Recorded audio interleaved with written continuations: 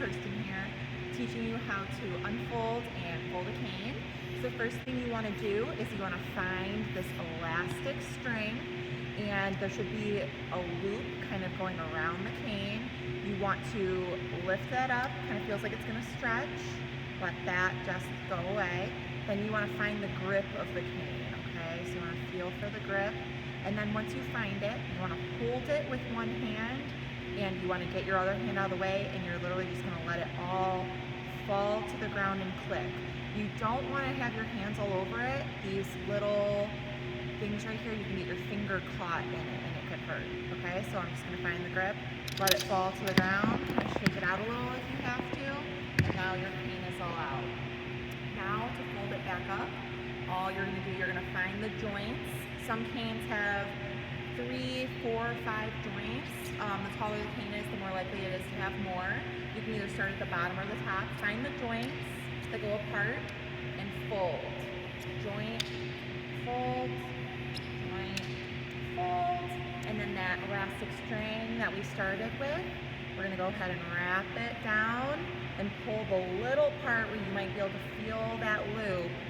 Pull it and go around. And now your cane is able to be stored in a backpack or purse without falling apart.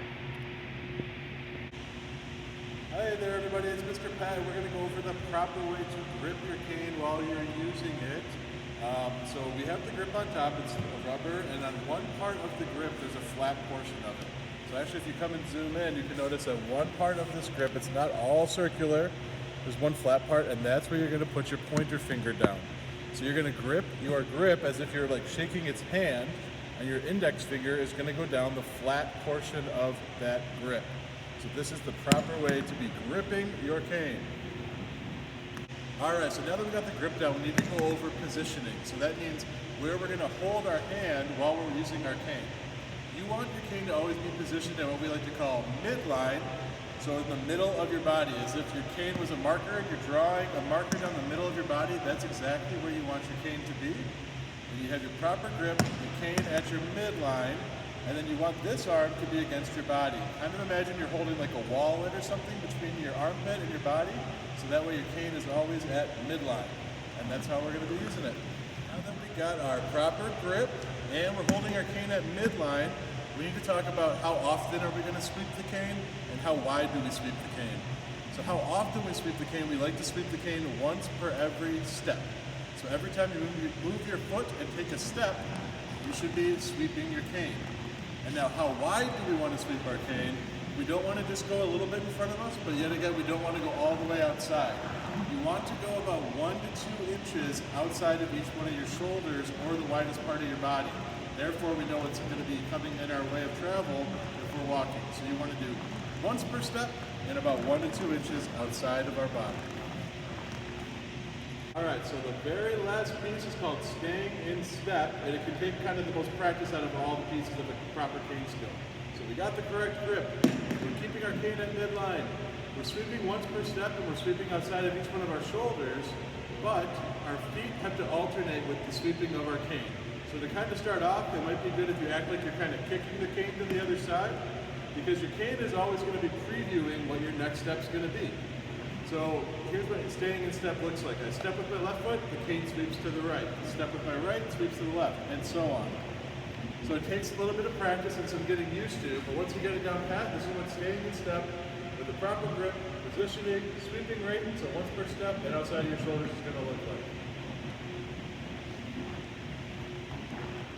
Major ways that we use our cane. One of them is called constant contact, and the other one is called two-point touch.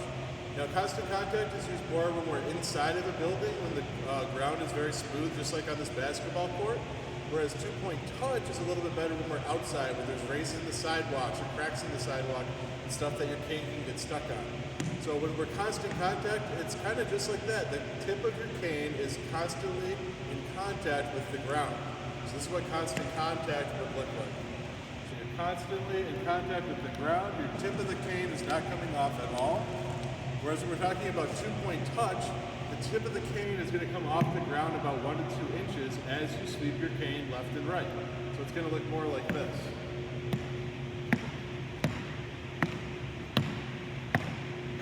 Now Now, constant contact and two-point touch have different times that you use it, but as long as you know both of them, that is good to go. So now we're going to talk about how to practice your cane arc. Luckily, the more you do it, the more it becomes what's called part of your muscle memory. So as often as you can find things around your house to try to make that distance of about an inch outside of each shoulder to practice going back and forth, that's really going to help you in the long run. So here I found a couple of cones. All I'm going to do is I'm just going to practice going back and forth, back and forth, back and forth. Another great object for this that we use a lot of the time are just chairs. They're usually perfect for sitting, so it already automatically means it's about the width of our shoulder. So again, coming up to it, and you can get some of that audio feedback there on that. Another thing we just sort of found were some crates that you can literally use toys in your room, books, anything.